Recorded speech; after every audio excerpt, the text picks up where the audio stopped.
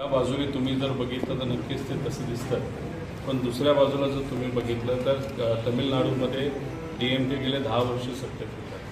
TMCकडे तुम्ही बघितलं 15 वर्ष ते सत्तेत होते. त्याच्याचबरोबर केरळामध्ये लेफ्ट पार्टी जर बघितलं तर गेले 10-15 वर्ष ते सत्तेत होते. आणि या तिन्ही राज्यांमध्ये सत्ता बदल झाला आहे. ठीक आहे, दिसताना तमिळनाडूमध्ये नवीन विजय जो ॲक्टर आहे त्यांची जी पार्टी ती आली, पण तिथंसुद्धा विजय प्रचार करत असताना हा भाजपच्या विरोधातच प्रचार तिथं करत होता. TMC निवडून येतील अशी आमच्या सगळ्यांची भावना होती. तिथं 90 लाख मतदारांना वगळण्यात आलं होतं. 15% मतदार हे काढण्यात आले होते.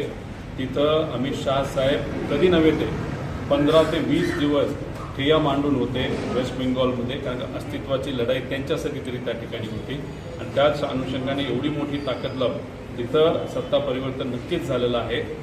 TMCला आमचा पाठिंबा तिथं होताच, पण सत्ता परिवर्तन होत असताना एक संदेश मात्र या ठिकाणी लोकांनी दिलेला आहे. अँटी इन्कम्बन्सी ज्या ज्या भागात आहे तिथं सत्ता परिवर्तन झालेलं आहे. म्हणजे देशात सुद्धा आता अँटी इन्कम्बन्सी आहे. 15 वर्ष होतील 2029ला भाजपला सत्तेत येऊन या देशात, आणि राज्यात सुद्धा आपण जर बघितलं तर अँटी इन्कम्बन्सी आहेच.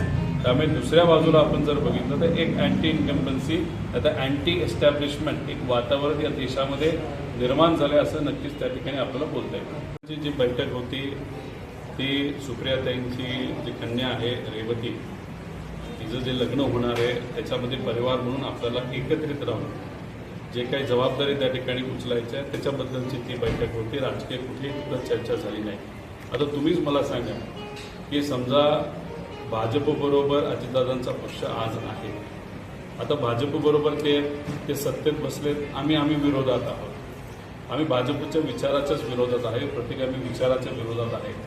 आता ते सत्तेत सातत्याने जर बसणार असतील तर मग असं तर बोलता येणार नाही ना की उद्या जाऊन त्या बारामतीमध्ये अजितदादा पक्ष विरुद्ध शरदचंद्र पवार साहेबांचा पक्ष ही निवडणूक होणार नाही असं तर बोलता येणार नाही.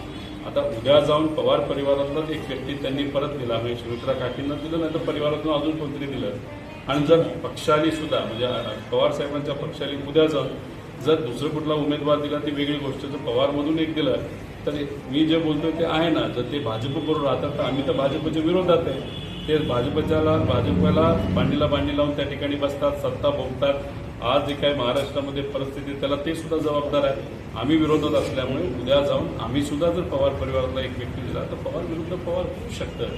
ते तेव्हा होणार नाही जेव्हा अजितदादांचा आजचा पक्ष हा भाजपला सोडून सामान्य लोकांसाठी रस्त्यावर जेव्हा उतरेल आमच्यासारखं, तेव्हा मग नक्कीच पवार विरुद्ध पवार हे होणार नाही. रवींद्र पवारांनी बातचीत परवा केली की अजितदादांची राष्ट्रवादी पुन्हा एकदा आमच्यासोबत येतो महाविकास आघाडीमध्ये. त्यांचा अभ्यास राजकारणाच्या बाबतीत नक्कीच सगळी वातावरण बघून परिस्थिती बघून हा थोडासा जास्त असावा.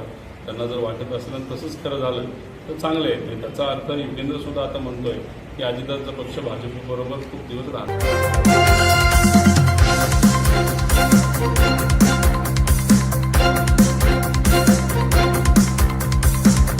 समाज साधना न्यूज, समाजहितासाठी सदैव अग्रेसर.